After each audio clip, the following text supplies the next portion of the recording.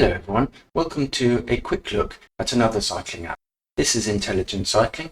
Been around for a long time, but I haven't seen much discussion of it online. First of all, I tried this a long time ago and looked at their product called The Journey, and that generates graphical scenery on the fly, and the speed of your avatar depends on the workout step, but doesn't depend on your effort, your power. It's not synced with your bike in erg mode.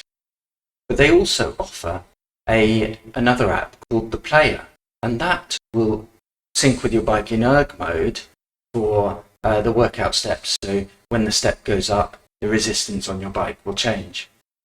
So just recently, I wondered whether you could combine the two, use the Journey and the Player at the same time.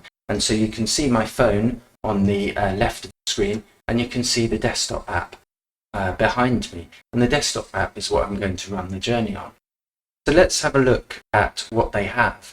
And these workouts are for the Player and for the Journey, but of course one is erg mode and one is not. You've got standard camps at the top with advanced, base, summit, tempo, threshold, VO2 max, endurance, and so on. And you've got special camps, hit camps, boot camps, and so on. And you go all the way down, and you've got branded camps, mountain camps, ambassador camps, and you've got training and racing with a power meter, workouts by Hunter Allen. So they're going for the power way of doing things. You can sync it. You can use workouts according to effort or heart rate. Of course, if you've got a power meter, you're going to go for power. So each of these categories has a set of workouts. I'm just going to go for a simple ride 45, so a 45-minute workout, and let's just choose number 33. So then we come to a choice, the Player or the Journey. So on the desktop app, I'm going to use the Journey. But let's just quickly choose this on my phone. So I've got the same sort of layout there on the phone, and we can go to number 33. But before that, I'll just show you the connection screen. I have to connect to my Wahoo. Let's hope that works right now. If it doesn't, what we'll do is we'll just we'll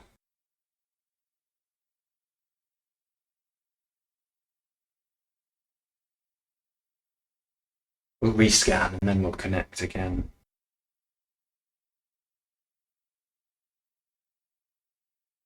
Not to worry, let's keep going. I'm not connected to Spotify, not to worry. So I can click start without music in a minute. But I'll just quickly choose my choices on the Journey. And I have to choose this. So I'm synced. I have to choose this first because this takes about 36 seconds to start the Journey, whereas the app will start in 18. So you'll be 18 seconds ahead if you start. And let's go beach for the next one. So you can see there are a ton of options here, and all virtual worlds generated on the fly. We'll talk more when we see that. So if I click continue here, let's get ready. So I know when to start the phone app, and that's when it says proudly present. Oopsie. Might be a little bit behind because I forgot I'm not connected to Spotify on this phone that I'm using just there. Not that I use Spotify, I'm not a premium member, so we're a little bit behind. So what I can do is I can just skip here and we're started. Okay, so let's just make sure I've got erg mode going. So if I just connect to my kicker, there we are, continue. And if we wipe up, you can see erg mode is on the screen there. So let's just wipe down. Where are we? We're Dinosaur Forest, aren't we? So let's pedal away and just swipe across on the screen to get some different metrics. Hang on. Not seeing anything on this particular phone. Okay, so on my other phone, you can swipe across and see metrics average power, what targets you're hitting, and so on. You can see it here, but it's not as clear. And I'm using an old phone which doesn't support 64-bit applications. So you do see a bit more on more modern phones. Now, look at these graphics. Pretty good. You can see that the blue lines correspond to there's my avatar, a velociraptor, or something like that. Looks a little big for a velociraptor. The blue lines correspond to recovery zone or warm up. And then in 2 minutes 13 seconds, I'm going to hit the endurance zone. So, anywho, we're overtaking an Allosaurus, I think. So, your avatar corresponds, well, is related to which scenery you're riding in. So you could be a velociraptor here, a beach ball elsewhere, flying creature elsewhere. These graphics, they're pretty good, aren't they? They run on a minimum of an NVIDIA GTX 1050. I'm running on a 1080, and it's very smooth.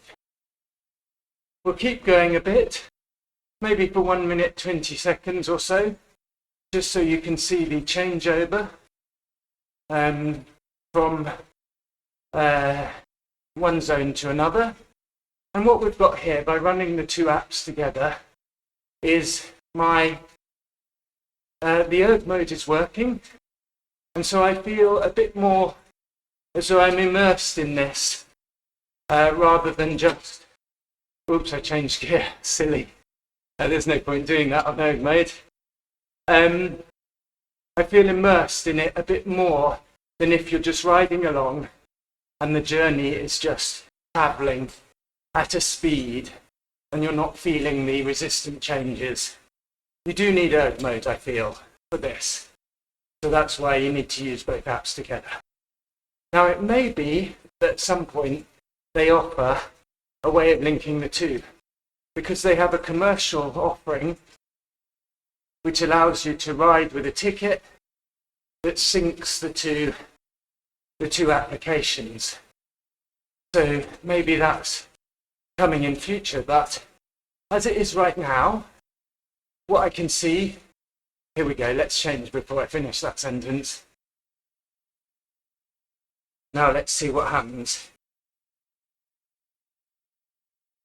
Yeah, that's picked up. So I can feel the increase in resistance. It's working perfectly. Now you can't see much of an increase in speed, but you will see it when you hit the higher zones, and it does increase in speed. So what I was saying earlier was there's a great set of workouts on this application. If you want, oh my, little bit of a blackout there. If you want a great set of workouts to choose from and just to ride on your own at home with some good visual stimulation, then this app really is good. There are science-based workouts that rely on power and focus on your power training zones. So it really does offer quite a lot more than I was expecting. I thought this would just be just a graphical view without much interaction. But as it is, it's working really, really well. So I'm very pleased with this. This is going to go down on my list of apps that I actually use. So not everything I've reviewed I actually use. And I think I'm going to have to do a video to clarify that, because there are some apps that I stick to and some that I don't. But I'm pretty certain this is going to be one that I stick to. So there you have it. A quick look at intelligent cycling. I'll leave you to find out what the other scenes look like, because I've got quite a few minutes to go to the switchover. So anyway, if you enjoyed this video, please hit the like button. If you find it useful, do that as well, and subscribe as well. Thank you for listening.